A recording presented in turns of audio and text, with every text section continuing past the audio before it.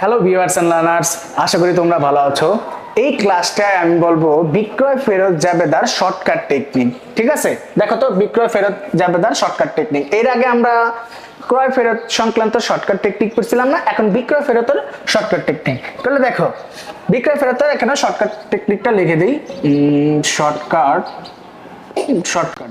আচ্ছা, তাহলে প্রথমে আমার কি করতে হবে? প্রথমে হলো আমার এখানে লিখি, হ্যাঁ, বিক্রয় ফেরত হিসাব। এখানে হবে নগদ, ব্যাংক, দেনাদার হিসাব। এই এটা হলো ডেবিট, এটা হলো ক্রেডিট। ঠিক আছে, কোনটা কোন হিসাব এটাও দিয়ে দিই। দেখো ব্যাংক এটাও সম্পদ, এটাও সম্পদ। আর বিক্রয় যদি আমার আয় হয়, বিক্রয় ফেরতটা কি? ব্যয়। তো এই যে ব্যয় দিয়ে দিলাম, এই ব্যয়। এখন শর্টকাট টেকনিকে আমরা মিলাই। দেখো প্রথমে বলছে বিক্রয় ফেরত বা আন্তঃফেরত। বিক্রয় ফেরত বা আন্তঃফেরত। বিক্রয় ফেরত করলে এটা জাবেদা কিভাবে করবা? দেখো প্রথমে বিক্রয় ফেরত হিসাব। এখানে কি নগদের কথা বলা আছে? না, তাহলে দেনাদার হিসাব।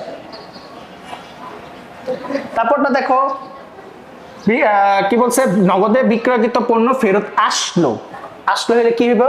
নগদান হিসাব, বিক্রয় ফেরত হিসাব, সরি বিক্রয় কি বলছে, নগদে বিক্রয়কৃত পণ্য ফেরত আসলো না, বিক্রয় ফেরত হিসাব ডেবিট, নগদান হিসাব ক্রেডিট। বিক্রয় ফেরত হিসাব ডেবিট, নগদান হিসাব ক্রেডিট, যেহেতু নগদে বলছে। আবার দেখো চেকে বিক্রয়কৃত পণ্য ফেরত আসলো, বিক্রয় ফেরত হিসাব ডেবিট, ব্যাংক হিসাব ক্রেডিট। দেখছো সব কিন্তু শর্টকাটে আসতেছে। এখন দেখো বিক্রয় ফেরত কি হিসাব? ব্যয় হিসাব। নগদ আর ব্যাংক কি হিসাব? সম্পদ হিসাব। দেনাদার কি হিসাব? সম্পদ হিসাব।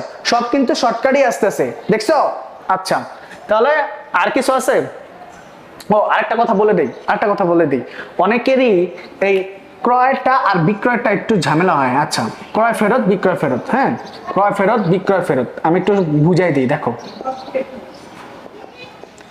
এটা সবসময় মনে রাখবা, ক্রয় ফেরত, হ্যাঁ, ক্রয় ফেরত যখন হইব একটু ধারের কথা চিন্তা করবা। এটারও সেম, একটু ধারের কথা চিন্তা করবা। মুখস্থ করার কিছু নাই, ধারের কথা চিন্তা করো। যখন ধারে ক্রয় করে তখন কি হয়?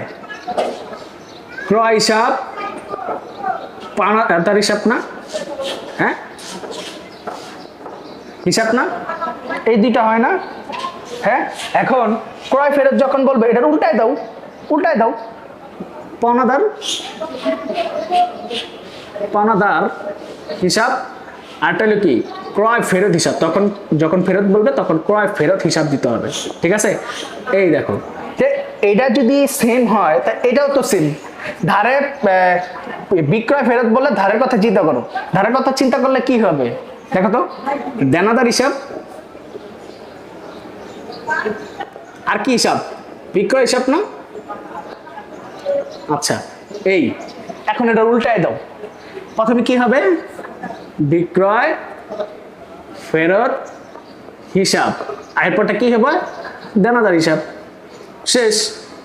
ঠিক আছে, দেখা তো একদম শর্টকাট আইনা বলেছে কিভাবে সিরিয়ালে আসবা। সবকিছু কিন্তু সিরিয়াল মেনটেন করো। এরপর কোনটা কোন হিসাব তো আগে ভিডিওতে দেওয়াই আছে। ঠিক আছে, তো তোমরা ভালো থাকবা।